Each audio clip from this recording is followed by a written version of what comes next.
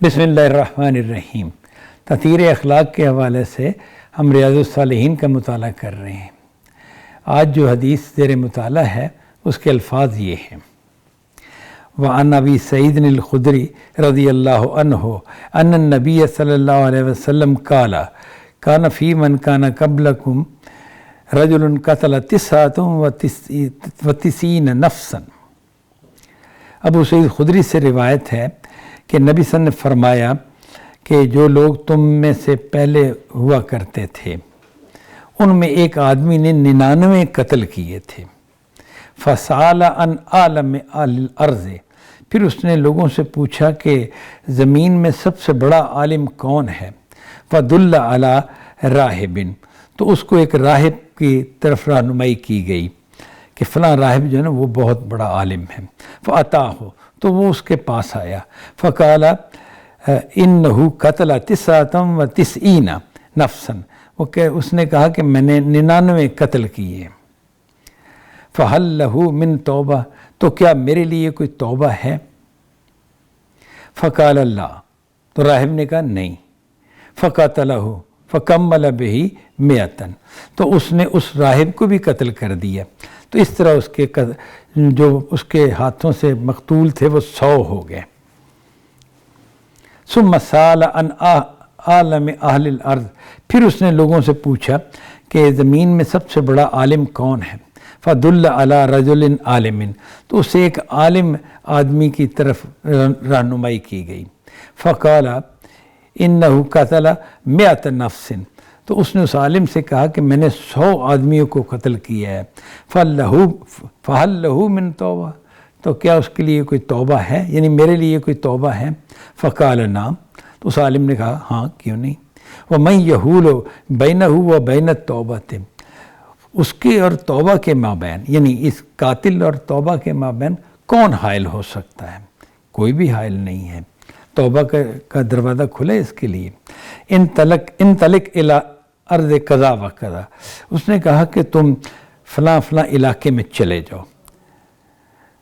फ़इन्न बिहा उनासन यअबुदून अल्लाह ताला फ़अबुदिल्लाह माअहुम, तो वहाँ पर कुछ लोग हैं जो अल्लाह की इबादत करते हैं, तुम भी उनके साथ मिलके अल्लाह की इबादत करो। वला तरजे इला अर्ज़िका, और अपनी इस सरज़मीन की तरफ न लौटना।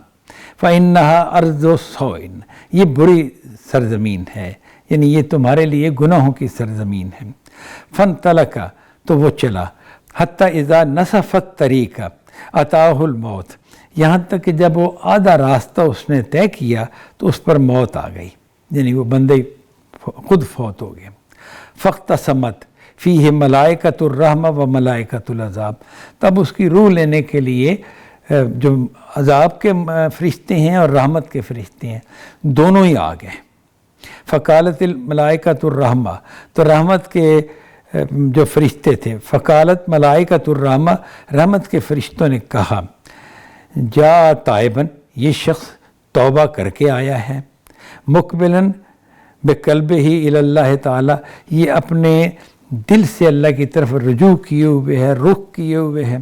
वकालत मलाइकतुल अज़ाब, और अज़ाब के फ़रिश्तों ने कहा इन्नहु लम यअमल खैरन कत्तो, इसने तो ज़िंदगी में कोई भलाई की ही नहीं। फ़अताहुम मलकुन फ़ी सूरत आदमीयिन, तो उनके पास एक फ़रिश्ता आया आदमी की सूरत में।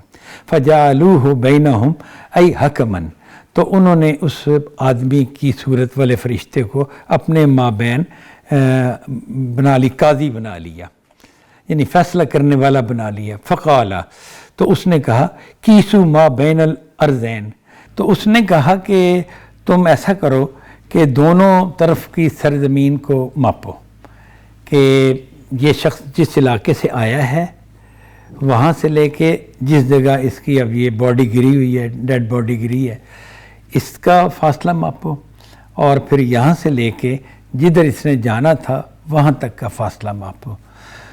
तो आगे कहते हैं फ़इला ऐनहुमा कान अदना फ़हुव लहू, तो ये जिस इलाके की तरफ भी करीब हुआ ये उधर का बाशिंदा माना जाएगा। फ़कासू, तो फिर उन्होंने मापा, फरिश्तों ने فوجدوا ادنا الی الارض التی ارادا، تو انہوں نے پایا اس کو کہ وہ جس طرف جانا چاہتا تھا، جس علاقے میں جانا چاہتا تھا اس کے زیادہ قریب تھا۔ فقبضتہ ملائکۃ الرحمہ، تو پھر اس کی روح جو تھی وہ رحمت کے فرشتوں نے قبض کر لی اور وہ اسے لے گئے۔ ظاہر ہے کہ خدا کی رحمت کا وہ سزاوار قرار پایا اور اس کی بخشش ہو گئی اس صورت میں۔ تو یہ حدیث جو ہے، یہ حدیث یہ بتاتی ہے کہ اللہ تعالیٰ کی رحمت کتنی وسیع ہے کہ ایک شخص جس نے 100 قتل کیے تھے، پھر اس نے سچی توبہ کر لی، واقعتاً توبہ کر لی، وہ اس سے باز آ گیا۔ جب وہ اس سے باز آیا تو اب ایسا نہیں ہے کہ توبہ کرنے والے کو خدا مایوس کرتا ہے، نہیں، ایسا بالکل نہیں ہے، بلکہ اس کے لیے بخشش کا دروازہ کھلا ہے۔ اللہ تعالیٰ اس کی مغفرت کر دے گا، کر سکتا ہے۔ اس کے اصول میں یہ ہے کہ اس کی بخشش کی جائے گی۔ اس میں ایک سوال اور ہے کہ جس کو دیکھنا ضروری ہے کہ اگر کوئی قتل کرنے والا شخص توبہ کرنا چاہتا ہے، یعنی ہمارے ہاں کسی شخص نے قتل کیا، تو وہ اس حدیث سے اگر یہ مطلب لیتا ہے کہ بھئی ٹھیک ہے، اس نے تو 100 قتل کیے تھے اور پھر توبہ کی اور ایک علاقے میں جا کے عبادت کرنی ہے اور زندگی اب یہاں نہیں گزارنی، وہاں گزارنی ہے، نیک لوگوں کے ساتھ گزارنی ہے، تو اس کی بخشش ہو جائے گی، تو کیا یہی قانون اور یہی شریعت، یہی اصول ہے؟ تو یہ غلط فہمی ہوگی، نہیں، ایسا نہیں ہے۔ اگر کسی آدمی نے قتل کیا ہے تو اسے، اور وہ جس علاقے میں ہے وہاں قانون نافذ ہے، اگر قانون نافذ ہے تو اسے اپنے آپ کو عدالت کے سامنے پیش کرنا ہوگا اور وہ اپنے قتل کا اقرار کرنا ہوگا، اور جو قانون ہے اس کے سامنے جب خود کو پیش کرے گا تو اس کے بارے میں فیصلہ کیا جائے گا۔ وہ فیصلہ اگر اس کے قتل کا ہوا تو اسے چاہیے کہ وہ قبول کرے، یعنی سچی توبہ اس صورت میں مانی جائے گی۔ اگر وہ یہ کہتا ہے نا کہ نہیں، میں قانون کے سامنے اپنے آپ کو پیش کرنے کو تیار نہیں ہوں، تو اس کا مطلب ہے کہ وہ پھر یہ سزا جو ہے، شریعت کی سزا یا خدا کی طرف سے جو سزا یہاں ملتی ہے، اس کو قبول کرنے کو تیار نہیں ہے۔ یہ معاملہ کسی شخص کی خاص کمزوری کے حوالے سے اگر کوئی خدا اس کی رعایت دے تو دے، ادروائز یہ معاملہ درست نہیں ہے۔ صحیح بات یہی ہے کہ اسے قانون کے سامنے پیش ہونا ہوگا سچی توبہ کے بعد، اور جو مقتول کے ورثاء ہیں ان کو پھر وہ شریعت جیسے اختیار دیتی ہے کہ تم اپنے مقتول کا بدلہ اس سے لے سکتے ہو، اس کے لیے خود کو پیش کرنا ہوگا، یعنی سچی توبہ بھی کرنی ہوگی اور ورثاء کے سامنے خود کو پیش بھی کرنا ہوگا۔ وآخر دعوانا ان الحمد للہ رب العالمین۔